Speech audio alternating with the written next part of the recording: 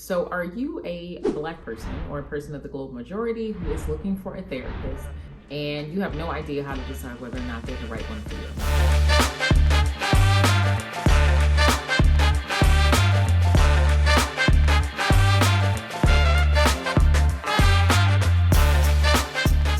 Raquel Martin here. Well, I have some questions that you can ask that will be incredibly helpful.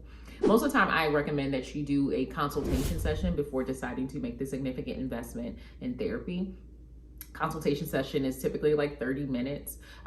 Most of the time it's over the phone. Some people may do it in person if you have the time to do that in person. But it is, the purpose of it is basically do like a therapy sample to see what your vibe is when it comes to the licensed mental health professional, to see if there's someone you want to book with in the future, to answer any questions that are answered on their website, and figure out if it's a good fit. Because therapy is very much a collaborative experience. And when it comes to Black people and people of the global majority, I find that you have to do more digging when it comes down to identifying a licensed mental health professional, because you are more likely to suffer from racism, oppression, sexism, ableism. And because of that, you need a mental health professional who can also help you address that, who won't feel uncomfortable discussing that, who won't have significantly biased views towards you, which will impact your ability to heal in therapy and won't traumatize you in session.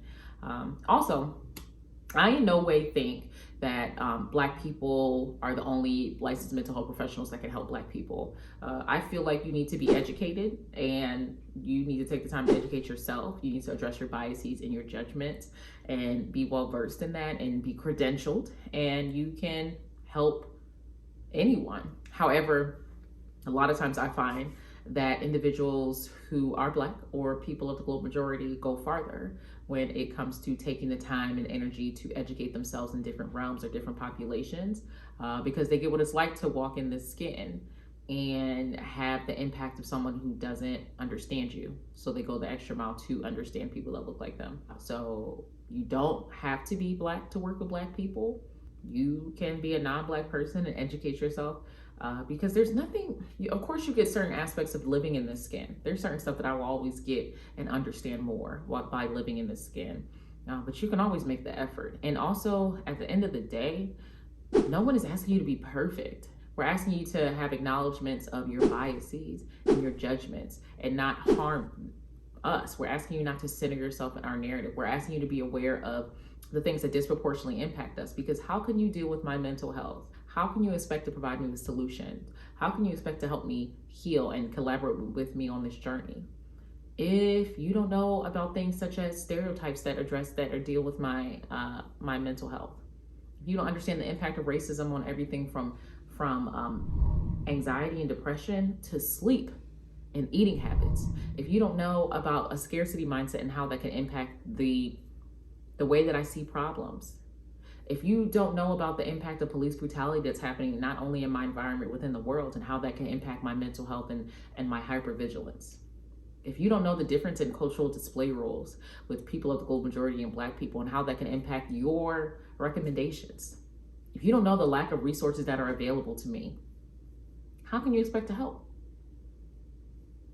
So let's get into some questions. Question number 1. What are your views on the connection between racism and mental health? This is a really important one. A lot of times individuals will deem cognitive behavioral therapy, which is a very specific form of therapy. Comment below if you want me to discuss that form of therapy. And it very much talks about primarily the internal factors that contribute to your mental health difficulties. However, I cannot think away racism, right? So if you're providing me with all these recommendations regarding mental health and things that I need to do to change my thoughts and my feelings and my behaviors, are you not going to also address and normalize the just very aspect of, am I angry? Possibly. Is the anger justified? Yes. If you can't normalize my experience by understanding the intricacies of racism on so many different levels, through policies, through interpersonal lens of harassment, through the climate of the world, then you can't help me to address the issue. because we can't acknowledge one thing without acknowledging the other. They go hand in hand. We can't acknowledge the internal and not acknowledge the external, and how that would impact my ability to deal with your recommendations, collaborate to identify resources, or even decide if I need to change my environment overall. So that's one of the primary questions I would typically ask when it comes to someone, to see if they can help me deal with my racism related stress, because I have not had a Black person yet. I have not had a person of the global majority yet in therapy that did not have some aspect of racism related stress. That it's not only about understanding therapeutic techniques, but I had to understand the intricacies of what they have gone through as a people. So if you don't get that, you can't help me. Are you comfortable discussing racism, social justice, and cultural issues? If you're going to discuss your life in therapy, if you're going to discuss what's going on with you and identify your goals and deal with that, some aspect of that may have to do with racism, social justice, and cultural issues. You're coming into therapy with your whole self, so your culture is going to come in the room with you. Are there cultural issues that are present?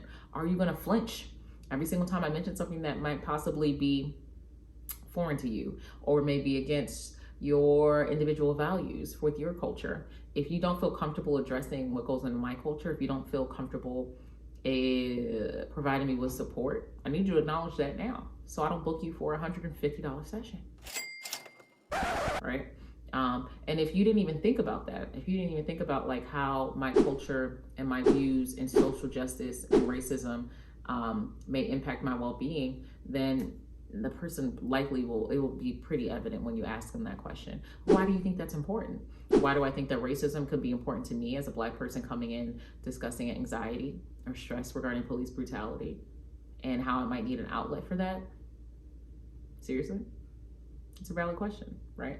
Also, when it comes to recommendations and resources, I have found, just as someone who specializes in Black identity development, that a lot of times when you feel like you have no control over your situation, a good way to find some kind of solution and feel empowered is to take control of the situation. And a lot of people find that way through activism. And if you have no way of understanding the intricacies of like social justice and racism, then you're missing an entire recommendation and you're not even that helpful.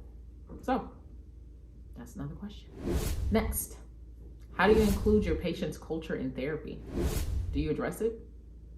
And a lot of times it's not even always their answer. It could be their hesitance with the answer, or the I've never thought about that before. And if you never thought about including your patient's culture in therapy, it could likely be because you never really have to consider their culture, because you probably predominantly have European American patients and their culture is centered in everything. So you don't have to include it because they include it.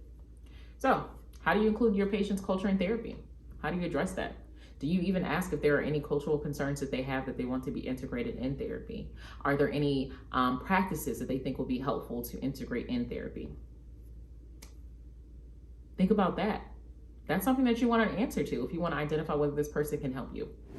How often have you worked with someone with my cultural background? Now, everyone, when it comes to individuals with different ethnicities and cultures, of course, no one is a monolith.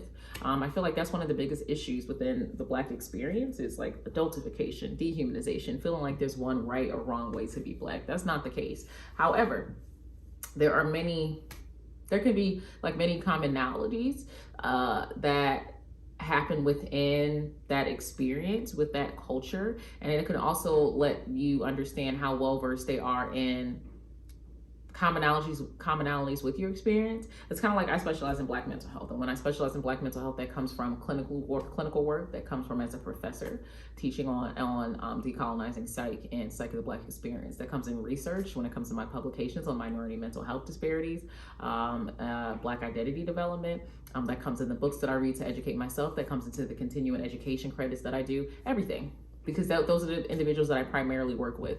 And if you feel as though like having a significant amount of experience with someone who works with individuals of your cultural background might be a big ask, don't. Because say you come into a session and you have depression or you have anxiety, and it is something that you really need assistance with and it's debilitating. Wouldn't you want to know how many times this person has worked with individuals who have anxiety or depression? Wouldn't you want to know how much they specialize in that? Wouldn't you want to know what their expertise is in it and where they got it from? It's the same thing when it comes to cultural background. Same thing. It's not a big ask. And also, if they don't have that experience, also always ask if they can refer out. I'm not asking you to be an expert in everything that I deal with, but if you don't, I'm asking for you to help me find someone who is an expert in it.